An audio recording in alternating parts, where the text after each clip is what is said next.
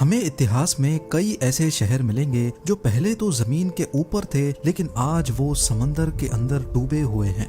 Greece के समंदर में 5000 साल पुराना एक पूरा शहर डूबा हुआ है, जिसको पावलो पेट्री कहा जाता है। वक्त के गुजरते हमारे अर्थ की जियोग्राफी चेंज हो रही है। ग्लोबल वार्मिंग की वजह से ओशंस का पानी बढ़ रहा है और इस बात में कोई शक नहीं है कि आने वाले सालों में दुनिया के कई छोटे बड़े शहर पूरे के पूरे पानी के अंदर होंगे। इस ग्लोबल वार्मिंग के नतीजे में इंडिया, पाकिस्तान और बांग्लादेश के कौन कौन से शहर कितने और कब डूबेंगे, यही सब कुछ आप आज जानने वाले हैं। ज़ेम टीवी की वीडियोस में एक बार फिर से खुशामदीद। नाजरीन, कहीं ना कहीं हम सब ने ग्लोबल वार्मिंग का नाम सुन रखा है। हमारे प्लेनेट का एवरेज टेम्परेचर दिन ब दिन बढ़ता जा रहा है, जिसकी वजह से ग्लेशियर्स तेजी से पिघल रहे हैं। ईयर 1880 से लेकर आज 2022 तक हमारे अर्थ का एवरेज टेम्परेचर 1.4 डिग्री सेल्सियस तक बढ़ गया है।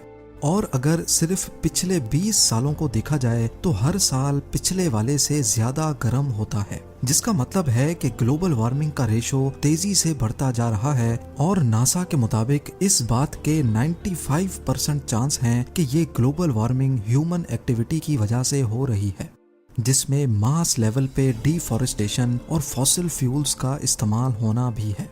फॉसिल फ्यूल्स के जलने की वजह से मुख्तलिफ गैसेस एटमॉस्फेयर में इकट्ठी होकर ग्रीन हाउस इफेक्ट पैदा कर देती हैं। अब इसके नतीजे में दुनिया भर में मौजूद बर्फ के ग्लेशियर्स आहिस्ता आहिस्ता मेल्ट होकर ओशंस का लेवल बढ़ा रहे हैं। फॉसिल फ्यूल इस्तेमाल करने से पहले ही ईयर 1800 से लेकर 1900 तक ओशंस का लेवल 6 सेंटीमीटर्स तक बढ़ चुका था, यानी तकरीबन 2.5 इंच। लेकिन फॉसिल फ्यूल्स इंसान के हाथ लगने के बाद से ओशंस के लेवल में खातिर खा इजाफा देखा गया। ईयर 1900 से लेकर 2000 तक ओशन लेवल्स में 19 सेंटीमीटर्स का इजाफा देखा गया है, जो पिछले 100 सालों के मुकाबले में करीब 3 टाइम्स ज्यादा है। इससे भी बुरी खबर यह है कि अगर ईयर 2000 से लेकर आज 2022 तक सिर्फ इन 22 सालों को देखा जाए तो ओशंस का लेवल पिछले 100 सालों के मुकाबले में डबल स्पीड से बढ़ रहा है। नेशनल एटमॉस्फेरिक एडमिनिस्ट्रेशन का कहना है कि अगर इसी स्पीड से ग्लोबल वार्मिंग होती रही और ग्लेशियर्स मेल्ट होते रहे तो ईयर 2100 तक हमारे समंदरों का लेवल 2.5 मीटर्स तक बढ़ जाएगा। और ये वाकई एक बहुत ही अलार्मिंग सिचुएशन है।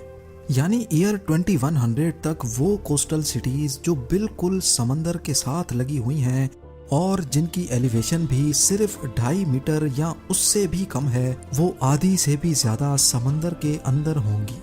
जैसा कि थाईलैंड का कैपिटल बैंकॉक, यहाँ की एवरेज ऊंचाई गल्फ ऑफ थाईलैंड से सिर्फ 1.5 मीटर ऊंची है। लिहाजा ईयर 2100 में बैंकॉक कुछ इस तरह दिखेगा। बांग्लादेश के कैपिटल ढाका में बुरी गंगा रिवर के किनारे अच्छी खासी आबादी पानी के अंदर होगी।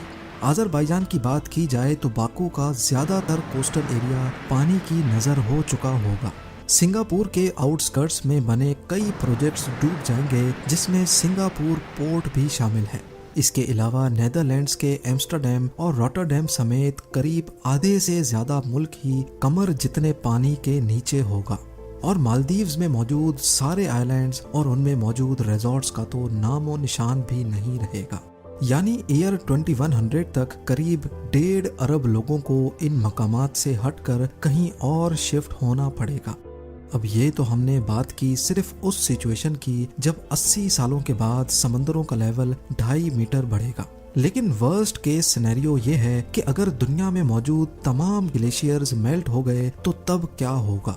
एक एस्टीमेट के मुताबिक अगर मेल्टिंग रेट इसी स्पीड से चलता रहा तो 5000 सालों के बाद पूरा ग्रीनलैंड, आर्कटिक रीजन, आइसलैंड और तमाम ग्लेशियर्स मेल्ट हो जाएंगे और इनकी वजह से हमारे ओशंस का लेवल 70 मीटर तक बढ़ जाएगा।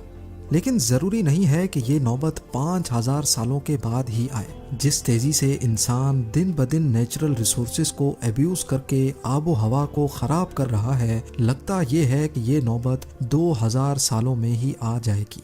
तो इस सिचुएशन में हमारा अर्थ कैसा दिखेगा, और सबसे बढ़कर ये कि हमारे सब कॉन्टिनेंट में इंडिया, पाकिस्तान और बांग्लादेश के कौन कौन से शहर अंडर वाटर सिटीज की दास्तान बनकर रह जाएंगे। सबसे पहले हम शुरू करते हैं बे ऑफ बंगाल से। आपको शायद ये देखकर शौक लगेगा कि करीब पूरा का पूरा बांग्लादेश बे ऑफ बंगाल की लपेट में होगा, और अगर इसके कैपिटल ढाका की बात की जाए तो ये 30 मीटर 100 फीट गहरे पानी के अंदर डूब चुका होगा। इसके साथ साथ बे ऑफ बंगाल इंडिया के कई हिस्सों पे भी अपना कब्जा जमा लेगा। जैसा कि आप देख सकते हैं कि कोलकाता से लेकर माल्टा और पटना समेत मुजफ्फरपुर तक ये सारा रीजन समंदर के नीचे होगा। बे ऑफ बंगाल का कोस्ट जो आज बांग्लादेश और इंडिया पे लगता है, 70 मीटर्स बढ़ने के बाद वो नेपाल और भूटान का कोस्ट कहलाया जाएगा। इसी तरह जहां अभी ईस्ट इंडियन कोस्ट है वो 50 किलोमीटर तक अंदर की तरफ खिसक जाएगा, जिसकी वजह से यहाँ भारी आबादी वाले शहर बुरी तरह से असर अंदाज होंगे। अगर हम सिर्फ चेन्नई की बात करें तो ये 200 फीट पानी के अंदर होगा। 1959 में कंस्ट्रक्ट की गई चेन्नई में मौजूद LIC बिल्डिंग, जो एक वक्त इंडिया की सबसे ऊंची बिल्डिंग हुआ करती थी, वो पूरी की पूरी बिल्डिंग पानी के अंदर होगी। चेन्नई से होते हुए पानी का लेवल तमिलनाडु और आंध्र प्रदेश के बॉर्डर पे जा लगेगा। इंडिया के वेस्टर्न कोस्ट पे नजर दौड़ाई जाए तो 70 मीटर्स बढ़ने के बाद नॉर्थ और साउथ गोवा के तमाम बीच रिजॉर्ट्स मलिया मेट हो जाएंगे। ना ही मुंबई बचेगा और ना ही नवी मुंबई, क्योंकि ये पूरा area all the way Gujarat के बॉर्डर तक 54 मीटर्स यानी 177 फीट गहरे पानी की नजर हो चुका होगा। यानी मुंबई का लोधा ट्रम्प टावर अगर तब तक बच गया होगा तो इसके 15th फ्लोर तक इंडियन ओशन का राज होगा। आगे बढ़कर अगर गुजरात की बात की जाए तो यकीनन आप ये जानकर हैरान रह जाएंगे कि गुजरात एक आइलैंड बन चुका होगा। जैसा कि आप भी देख सकते हैं कि 70 मीटर्स बढ़ने के बाद अरेबियन सी के पानी ने गुजरात को इंडिया से अलग कर दिया है।